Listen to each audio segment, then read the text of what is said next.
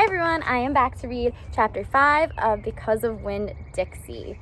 And we have been working a lot on point of view. We've been working on first and third person point of view.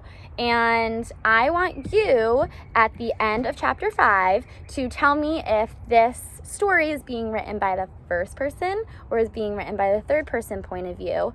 And if so, who do you think is the narrator of this story? Chapter 5. Winn-Dixie couldn't stand to be left alone. We found that out real quick. If me and the preacher went off and left him by himself in the trailer, he pulled all of the cushions off the couch and all the toilet paper off the roll. So we started tying him up outside with a rope when we left. That didn't work either. Winn-Dixie howled until Samuel, Mrs. Detweller's dog, started howling too. It was exactly the kind of noise that people in an all-adult trailer park do not like to hear. He just doesn't want to be left alone, I told the preacher. That's all. Let's take him with us. I could understand the way Winn-Dixie felt.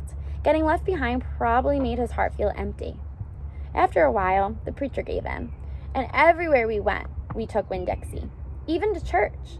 The Open Arms Baptist Church of Naomi isn't a regular-looking church. The building used to be a Picket Quick store.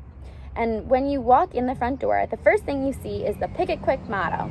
It's written on the floor in little tiny red tiles that make great big letters that say, pick, pick, pick, quick, quick, quick.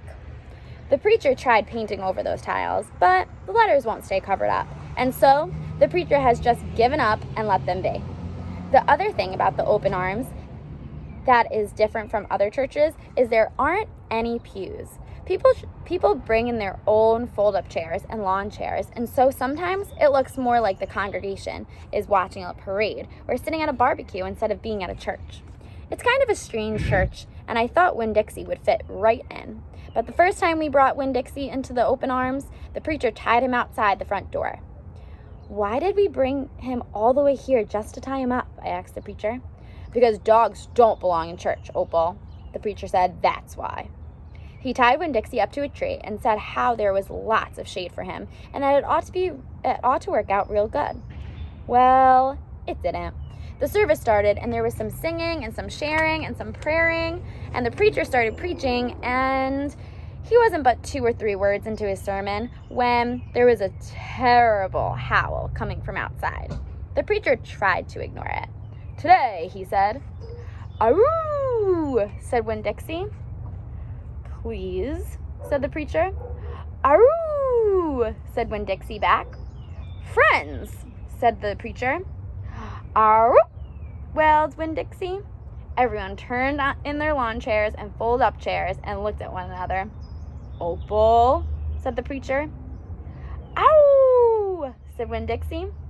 Yes, sir, I said. Go get that dog, he yelled. Yes, sir, I yelled back. I went outside and untied Winn-Dixie and brought him inside, and he sat down beside me, and I smiled up at the preacher, and the preacher couldn't help it. He smiled back. Winn-Dixie had that effect on him, and so the preacher started in preaching again. Winn-Dixie sat there listening to it, wiggling his ears this way and that, trying to catch all of the words. And everything would have been all right, except that a mouse ran across the floor. The Open Arms had mice. They were there from when it was a Picket Quick, and there were lots of good things to eat in the building. And when the Picket Quick came, the Open Arms Baptist Church of Naomi, the mice stayed around to eat all the leftover crumbs from the potluck suppers. The preacher kept on saying he was going to have to do something about them, but he never did. Because the truth is, he couldn't stand the thought of hurting anything, even a mouse.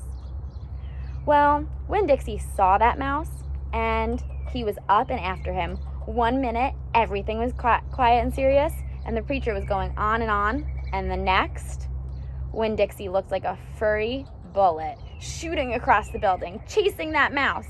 He was barking, and his feet were skidding all over the polished Picket Quick floor, and people were clapping and hollering and pointing.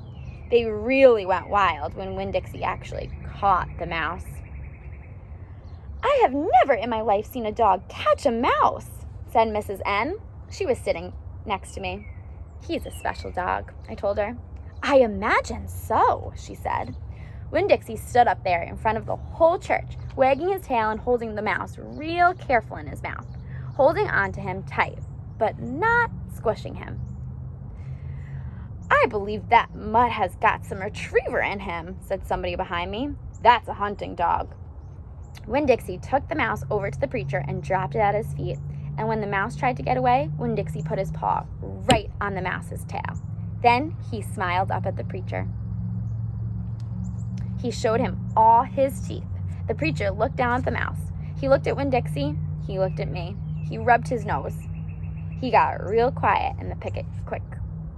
"Let us pray," the preacher finally said, "for this mouse." And everybody started laughing and clapping. The preacher picked up the mouse by the tail and walked and threw it out the front door of the picket quick, and everybody applauded again. Then he came back and we all prayed together. I prayed for Mama. I told God how much she would have enjoyed hearing the story of Winn-Dixie catching that mouse. It would have made her laugh. I asked God if maybe I could be the one to tell her that story someday. And then I talked to God about how I was lonely in Naomi, because I didn't know that many kids, only the ones from church. And there weren't that many kids at the Open Arms, just Dunlap and Stevie Dewberry, two brothers who weren't twins, but looked like they were, and Amanda Wilkinson, whose face was always pinched up like she was smelling something real bad, and Sweetie Pie Thomas, who was only 5 years old and still mostly a baby. And none of them wanted to be my friend anyway, because they probably thought I'd tell on them to the preacher for every little thing they did wrong, and then they would get in trouble with God and their parents. So I told God that I was lonely, even having Winn-Dixie. And finally, I prayed for the mouse, like the preacher suggested. I prayed that he didn't get hurt when he went flying out the door of the Open Arms Baptist Church of Naomi.